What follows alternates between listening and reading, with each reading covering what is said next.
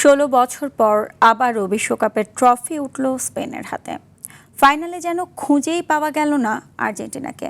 New জার্সির MetLife স্টেডিয়ামে শুরু থেকে শেষ পর্যন্ত একচ্ছত্র আধিপত্য দেখিয়ে তিনবারের বিশ্ব চ্যাম্পিয়নদের হারালো লা রোহারা। ঠিক কোথায় স্পেনের কাছে নাকানি চোবানি খেলো আর্জেন্টিনা, জানাচ্ছেন মুমসাদ্দিন নুরে। ক্লিন মাস্টার টয়লেট ক্লিনার, সবচেয়ে সেফ, সবচেয়ে ক্লিন। ফাইনালের আগে ১৯ গোল করে চলতি বিশ্বকাপে সর্বোচ্চ দলগত গোলের রেকর্ড ছিল আর্জেন্টিনার দখলে। অথচ সেই দলই ফাইনালের নির্ধারিত ৯০ মিনিটে স্পেনের পোস্টে নিতে পারেনি একটি শটও। অবিশ্বাস্য পরিসংখ্যান বটে। পুরো টুর্নামেন্টের মতো ফাইনালেও নিজেদের position based high pressing football দর্শনেই অটল ছিল লা রোহারা। বলের দখল ধরে রেখে নিজেদের মধ্যে অবিরাম পাস আদান প্রদানের মাধ্যমে কার্যত শ্বাসরুদ্ধ করে রেখেছিল লিওনেল মেসি, এনজো ফার্নান্দেজদের।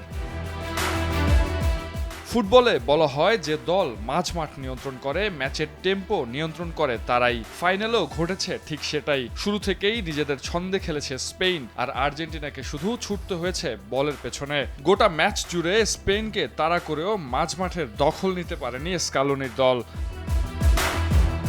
ফলাফল অতিরিক্ত সময়ের শেষ কয়েক মিনিট ছাড়া স্পেনের রক্ষণে তেমন কোনো চাপই তৈরি করতে পারেনি আলবিসেলেস্তেরা। তবে শুধু মাঝ মাঠের লড়াইয়ে পিছিয়ে পড়াই আর্জেন্টিনার হারের একমাত্র কারণ নয়।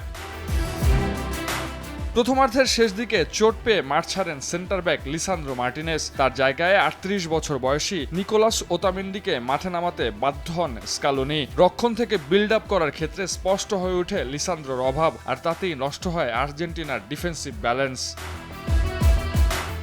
এরপর অতিরিক্ত সময় শুরু ঠিক আগে লাল কার্ড দেখে মাঠ ছাড়েন এনজো ফার্নান্দেজ। টুর্নামেন্ট জুড়ে মাত্র এক গোল হজম করে স্পেনের বিপক্ষে ১০ জনের দলে পরিণত হওয়া আর্জেন্টিনার জন্য তখন কাজটা হয়ে যায় আরও কঠিন।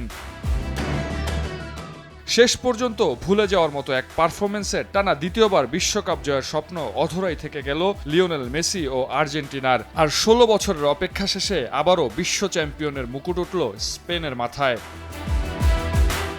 মুমসাদ্দিন নুরি, RTV।